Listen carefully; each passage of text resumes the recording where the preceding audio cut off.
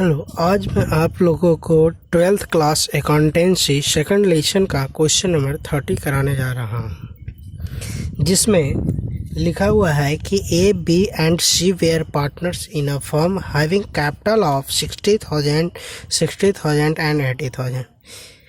ए, B, C तीन partner हैं जिन एक फर्म में जिनका कैपिटल है 60,000, 60,000 और 80,000 रुपया respectively. According to the partnership deed के अनुसार क्या बताया है कि the partners were entitled to interest on capital at the rate of 5% per annum. यानी पार्टनरशिप डेट के अनुसार, पार्टनरशिप एग्रीमेंट के अनुसार पार्टनर्स को कैपिटल पे 5% इंटरेस्ट प्रोवाइड किया जाएगा, यानी इंटरेस्ट प्राप्त होगा। C being the working partners was also entitled to a salary of 6,000 per annum. C जो है वर्किंग कैप पार्टनर्स है। वर्किंग पार्टनर्स का मतलब होता है कि वैसा पार्टनर जो फर्म में काम करता है, वर्क करता है।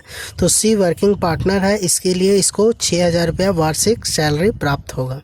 The profit were to be divided as follow, यानी कहने का मतलब जो आप बनाइएगा profit and loss appropriation account, उसके बाद जो नेट प्रॉफिट होगा उसको डिवाइड करने के लिए कुछ कंडीशन दिया हुआ है, कुछ टर्म दिया हुआ है।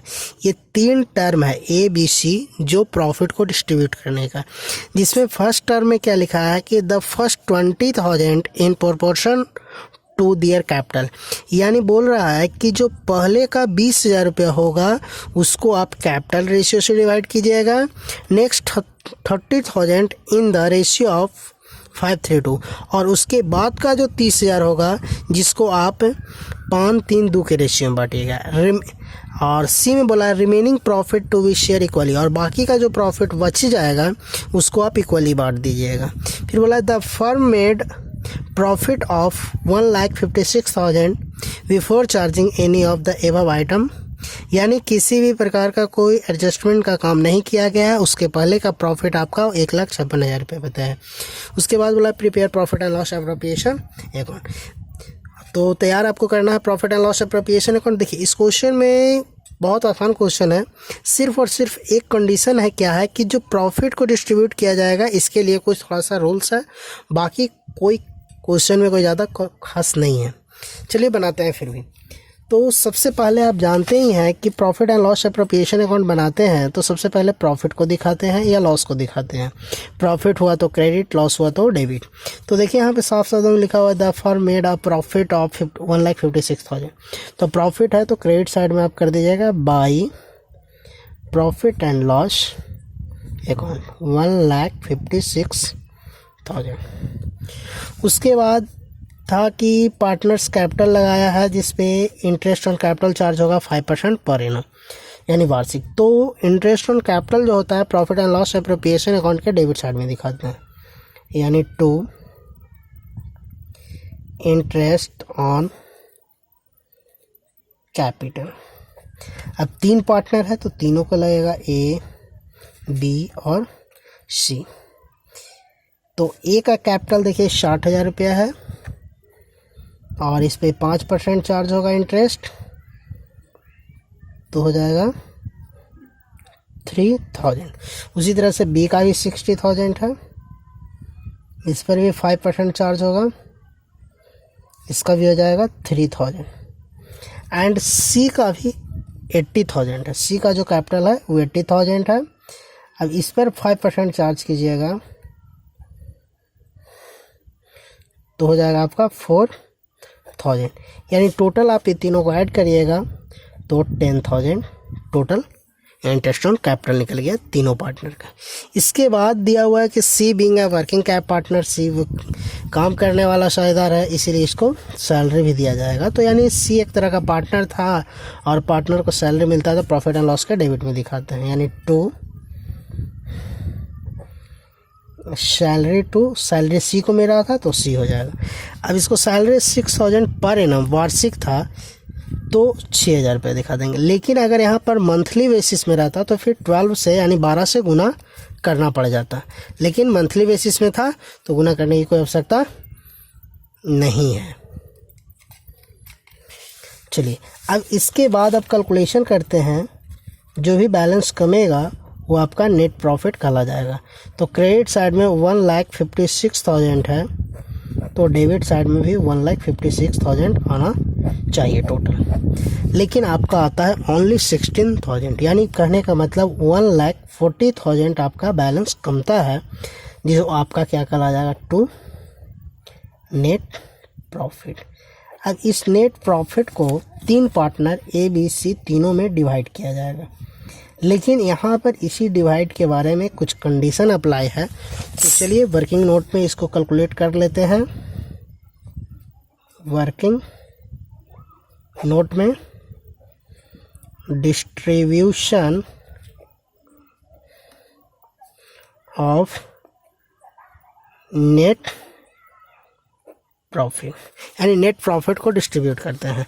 तो पार्टनर्स कौन कौन था, तो ए बी और सी, जिसमें फर्स्ट कंडीशन में क्या बोला है कि the first 20,000 in proportion of capital ratio, यानी फर्स्ट 20,000 इन कैपिटल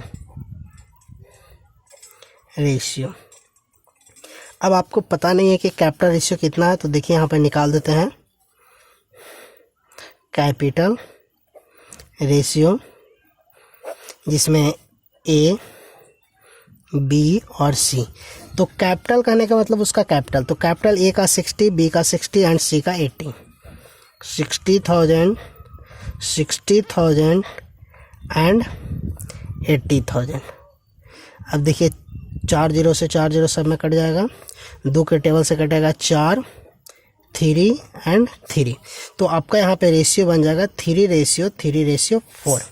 तो पहले का जो 20,000 रुपये है उसको 3:4 में डिवाइड कर दीजिएगा, तो आपका हो जाएगा कितना, आपका हो जाएगा